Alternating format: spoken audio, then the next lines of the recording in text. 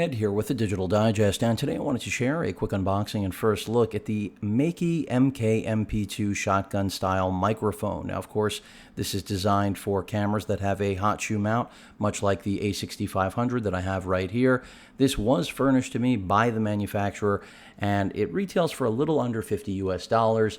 I have not seen any coverage of this microphone at all online in any shape or form. Of course, the MP1, it's been on the block for several years and has been thoroughly covered. This one has not. So this is roughly twice the price. And of course, this is for those of you wondering, a unidirectional cardioid condenser microphone, again, meant to sit on a hot shoe like the one we see right here on a still or video camera, and really allow you to get superior audio for things like interviews, anything that requires, again, superior audio than what you get on board with your camera of choice. You can see right here some specs, in terms of the frequency response range, sensitivity, augment, equivalent noise level, the maximum sound pressure, the output impedance, channel, of course, mono, service voltage, battery service life, and that the product complies with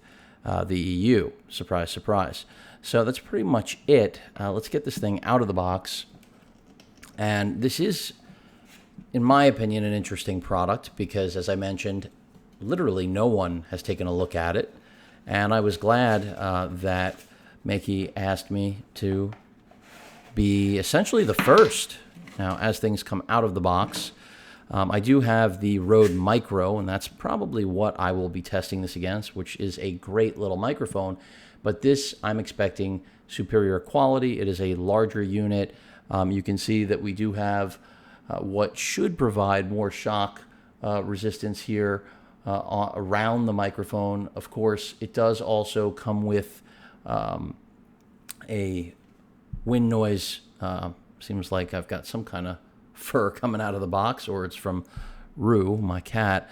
But essentially, your wind guard going to slide right on there and then cut any wind noise. This is going to plug into your mic in jack on your camera of choice. And of course, this is just going to connect to the hot shoe. So very straightforward. On the back of the unit, you can see that we have a few controls, power, as well as the decibel level.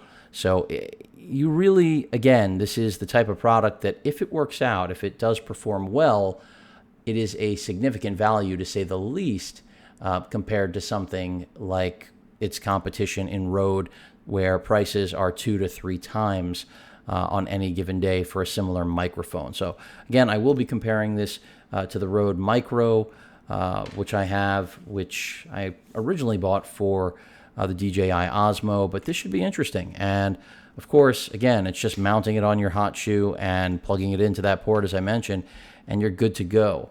And again, at such a low price, if performance is good, which I'm expecting it will be solid, because if there's one thing I can say about all of Meike's products thus far, in my experience, they all do accomplish what they're set out to design, or what they are designed to do.